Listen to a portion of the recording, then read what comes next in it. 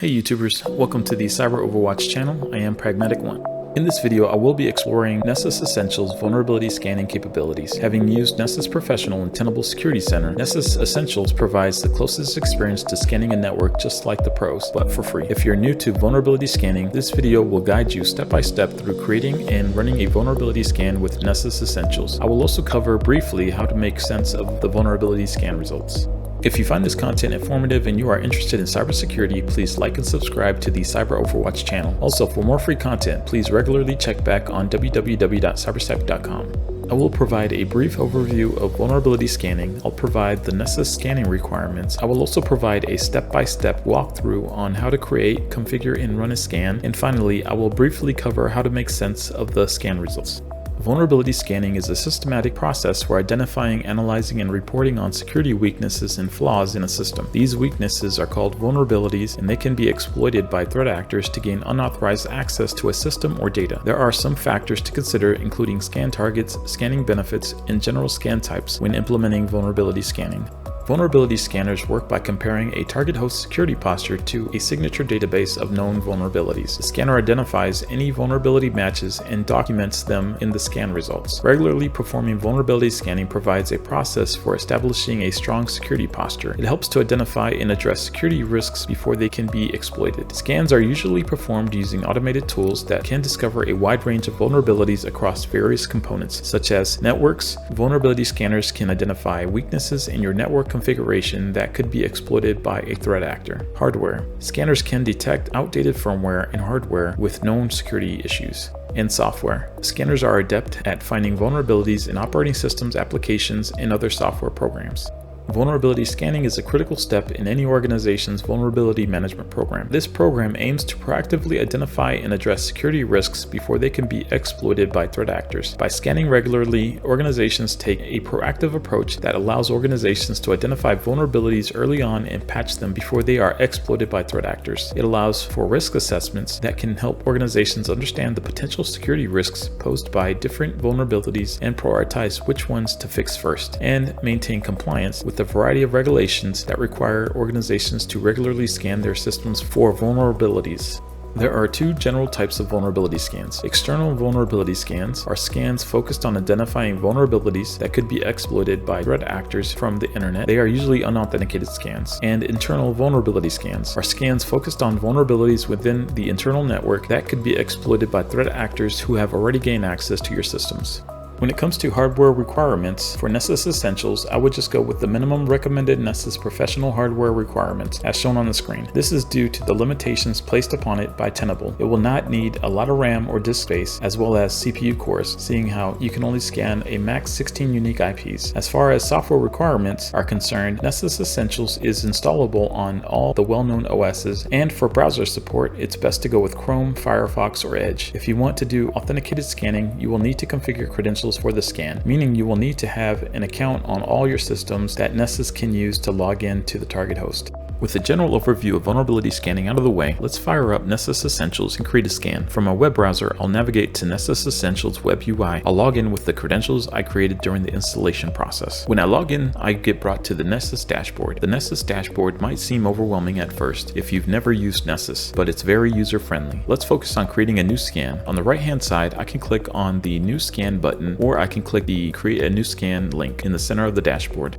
After clicking New Scan, I'm brought to the Nessus Scan Template page. Nessus Essentials offers pre-built scan templates for various purposes. You can choose a template based on your needs, such as a basic network scan or a specific configuration assessment, example given Active Directory. For beginners, I recommend the basic network scan template. This will scan your local network for common vulnerabilities in operating systems and network devices. Alternatively, you can build a custom scan by selecting individual vulnerability checks from the Nessus library. For this demonstration, I will run a basic network scan. Looking at the basic network scan template, in the general section, I can configure the basics, such as scan name, description, where I want the scan stored, and targets. Targets can be individual IPs, IP ranges, CIDR notation, or DNS names. I can also upload a text file containing a list of targets. There is also a save button where the drop-down arrow will also give me the option to launch a scan.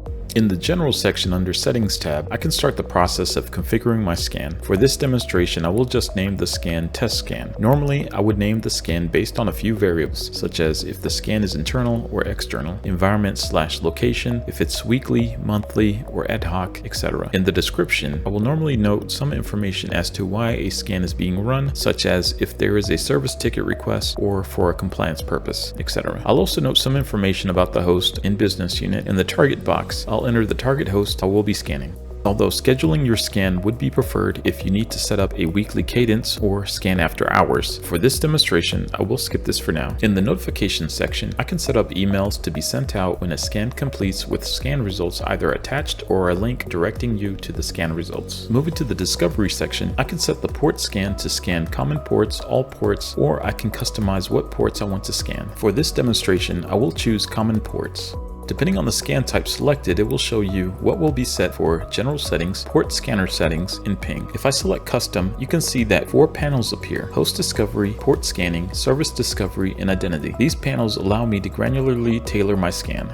The Host Discovery section allows me to configure how the scanner will attempt to detect live hosts on the network. Similar to Nmap, Nessus will allow me to disable ping. Ping is enabled by default. In some cases, system admins disable echo replies, which back in the day would trick the network scanner into thinking the IP was dead. Scanners including Nessus are much smarter and use other flags such as ARP, TCP, UDP along with ICMP to perform host discovery. By default, Nessus will not scan what it calls fragile devices, such as network printers, novel netware hosts, and OT devices such as programmable logic controllers and remote terminal units. On the port scanning section, I am able to configure ports such as setting a custom port range to scan or considering unscanned ports as closed. Local port enumerators allow me to enumerate ports using netstat via SSH for Unix-based hosts and WMI for Windows hosts. This is only capable if Nessus is able to authenticate to the host. Nessus also can enumerate through remote port enumerators, which means it can scan ports via network packets. This is standard port scanning. Authentication is not required for this. In the Service Discovery section, I can configure how Nessus will probe services. Besides the standard service probing, Nessus can be configured to look for SSL, TLS, DTLS, and enumerate ciphers. In the Identity section, Nessus can be configured to collect identity data from Active Directory when configured with domain credentials. This will allow Nessus to query LDAP for user, group, and computer identity. In the Assessment section is where I can configure web application scanning. As can be seen from the drop-down, there are a few options to select from. Selecting Custom from the drop-down menu will display 5 panels under the Assessment section. This includes General, Brute Force, Web Applications, Windows, and Databases. In the General section, I can modify the scan's accuracy to either show or avoid false positives. I can enable thorough tests, which Tenable also notes may have some drawbacks. In the Brute Force section, it looks like Nessus uses Hydra. Nessus allows granularity in how Hydra is configured. It also allows you to configure database testing, Cisco login testing, and web page testing, to name a few. In the Web Applications section, by default, Nessus has Web Application Scanning disabled. I can enable it and configure a variety of settings to tailor my web application scan, including pages crawled, crawl depth, and crawl start location. In the Application Test Settings portion, I can enable login tests, parameter pollution, remote file inclusion, to name a few. In the Windows section, I can enable SMB information gathering, SAM registry enumeration, ADSI, and WMI querying. In the Report section, I can configure what information I want to be displayed on any report I generate. This includes modifying the verbosity, whether I want to include superseded patches or hide certain plugin results. In most cases, the default setting is best to use. It is recommended that if you do not know what the following settings do: simultaneous host setting, simultaneous check per host setting, and network read timeout setting, to leave it at default. Selecting Custom will display the General panel. In the General Settings portion of the General section, I can enable or disable safe checks, which in most cases is best to leave safe checks enabled. This makes sure that the scan does not run intrusive vulnerability checks that could knock a host offline or cause database data corruption, which can be problematic. In the Performance Options portion of the General section, I can tailor my scan performance to my needs, similar to Nmap's timing template switch -T. In this section, I can set my network timeout, max checks per host, number of concurrent sessions, to name a few. There is also a debug settings section, which is very helpful when troubleshooting scan or scanner issues. There is also more to configure in this section, but I'll leave it to you to review. Moving on to the Credential tab, this will allow me to configure credentials for 18 different platforms and services, such as SSH, Windows, VMware, HTTP, etc. For my test scan, I'm setting up a Windows credential for my target host. Since this host is not joined to a domain, I'll just need to provide a username, password, and I'll leave the domain field blank. I'll also make sure the password is not sent in the clear, NTLM version 1 is not used, and that the scanner starts the remote registry service, administrative shares, and the server service for a more thorough scan. The last tab, Plugins, lists thousands of available plugins. In this section, I can tailor a scan to only specific plugins. For instance, if I wanted to run a scan to just look at Log4j vulnerabilities, this section allows me to tailor my scan to those specific plugins. One thing of note is that Nessus is smart enough to know which plugins to run based on the OS that was detected. Nessus will never run a Red Hat plugin on a Windows host or firewall plugin on an F5 load balancer, for example.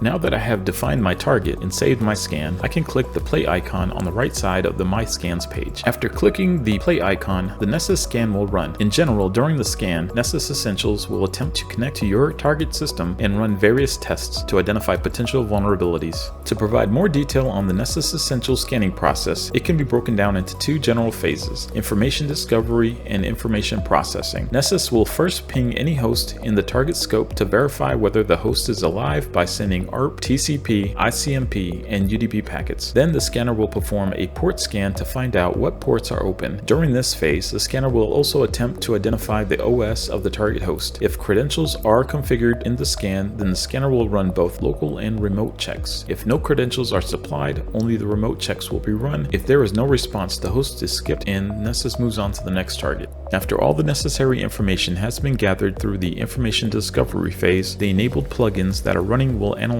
the information collected in the Nessus knowledge base and start summarizing a scan report containing the findings. Normally at this point, the scanner will analyze the scan data collected, concluding any further scanning unless plugins require additional information. Then the scanner may reconnect to the host to perform additional scanning. Now back to the scan. Scan in progress, I am able to see the progress bar on the screen. The time it takes to complete will depend on the size and complexity of your network. For small home networks, it shouldn't take too long. On the right hand side, I can see the scan details, where it shows the scan policy used, which is basic network scan. It also shows scan status, severity base. In this case, it uses CVSS version 3.0, the scanner being used for the scan, and when the scan started. Below the scan details, I can see a pie chart that will start populating as the scan goes on and starts detecting vulnerabilities.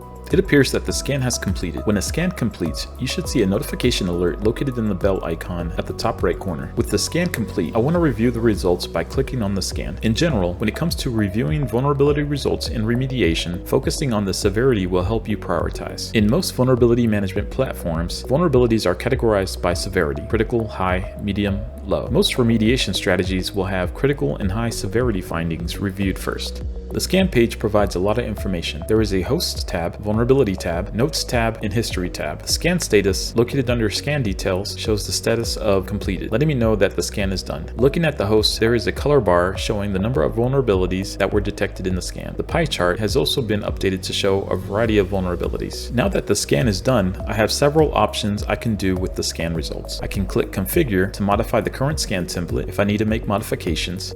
I can click Audit Trail if I want to search for specific plugins or hosts in the results of the scan. I can relaunch the scan using current settings or custom. I can click Report to generate a report in a variety of formats like CSV and PDF. I can export this scan as a Nessus or Nessus DB file in cases where I may want to import the scan data into Tenable Security Center or Tenable IO or some other compatible platform for data enrichment for use with threat intelligence, patch management, or SIM integration, etc. When I click the Vulnerabilities tab, it shows the vulnerabilities detected in more detail. The columns listed include severity, which usually indicates critical, high, medium, low informational ratings. There is a name column, which is a vulnerability management platform specific. Family column, which will indicate the category of vulnerability check or plugin, as Tenable calls it. It may list Windows, Linux, General, Service Detection, etc. To quickly tell you what category of plugin was run, there is also a count column, which is self-explanatory. Finally, there is CVSS and VPR. CVSS is known as Common Vulnerability Scoring System, which was initially developed by the National Infrastructure Advisory Council, or NIAC. The Forum of Incident Response and Security Teams, or FIRST, took over the responsibility of maintaining and evolving CVSS. CVSS version 3 is a widely used method for assessing the severity of software vulnerabilities. It provides a standardized way for cybersecurity professionals to score the potential impact of a vulnerability on a system. In short, CVSS assigns a base score between 0 and 10, with 10 representing the most severe vulnerability. This score determined by the following 3 metric groups. Base, which evaluates inherent characteristics of the vulnerability itself. Temporal, which considers how the exploitability of the vulnerability changes over time. And environmental, which reflects the impact on a specific organization's environment.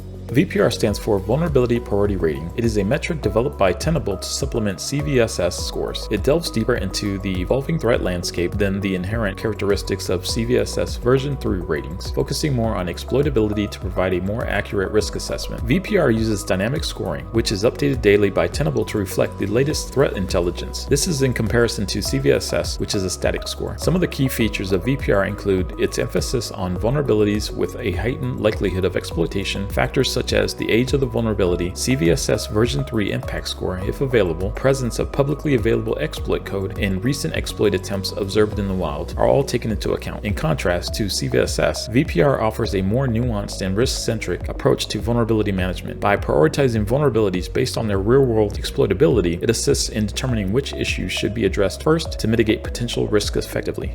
The Notes tab shows any errors encountered or notifications from the scanner during the scan. The History tab will show all the previous scans against the target host, which can be useful for remediation if you want to compare the past results with current results. Also good for troubleshooting if you want to compare results to see where authentication may have failed or if there were any connectivity issues, etc.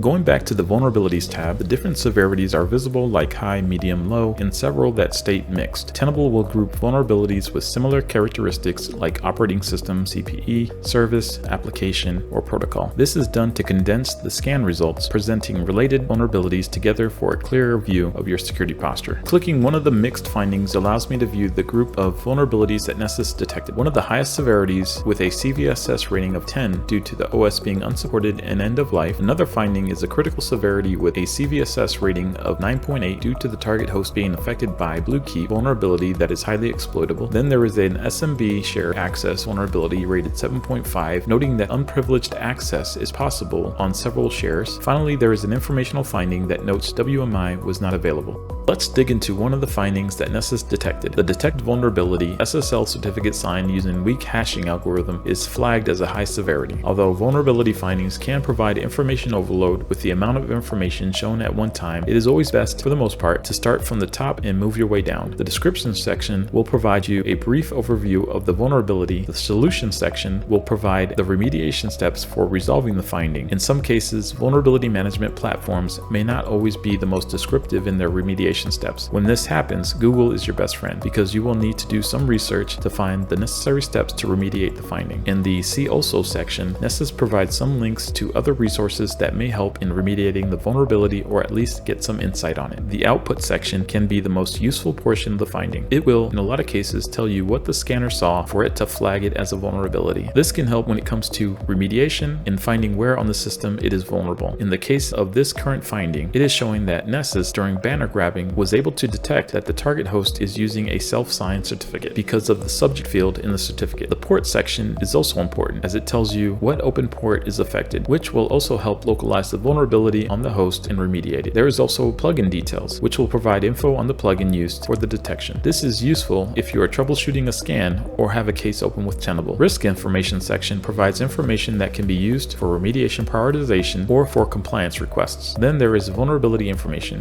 which tells you the CPE or common platform enumeration. It also provides some insight on any exploits that may be available. Finally, there is a reference information section which provides links to security advisories and security bug notifications by CERT, MITRE, Security Focus, and National Vulnerability Database. In this video, I explored Nessus Essentials scanning capability. I briefly covered what vulnerability scanning is, including scan targets, scanning benefits, and general scan types. I noted the scanning requirements. I performed a walkthrough of creating a scan, configuring a scan, and running a scan. I discussed two general phases of Nessus Essentials scan process. Finally, I provided a brief overview of reviewing the scan results. There are still some items to cover when it comes to Nessus Essentials, so stay tuned for future demonstrations. I hope this information will be helpful to you to unleash its full potential.